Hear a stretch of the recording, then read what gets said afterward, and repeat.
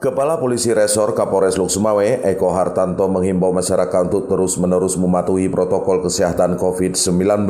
Pihaknya akan menindak tegas siapapun warga yang kedapatan mengabaikan prokes tersebut. Ia menegaskan, tim gabungan TNI Polri bersama Satuan Polisi Pamong Praja Satpol PP terus gencar melakukan razia terhadap pelanggar di tempat kerumunan, mulai di kafe, pasar, dan pusat keramaian lainnya. Jadi kami menghimbau kepada masyarakat Lok Sumawe dan Aceh Utara, mari kita sama-sama ya patuhi protokol kesehatan.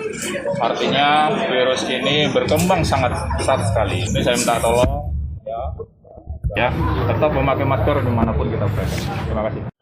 Ia meminta warga untuk terus-menerus menjaga imunitas tubuh dengan berolahraga setiap harinya, termasuk menerapkan prokes sesuai aturan yang berlaku, seperti mencuci tangan, bermasker, dan menjaga jarak.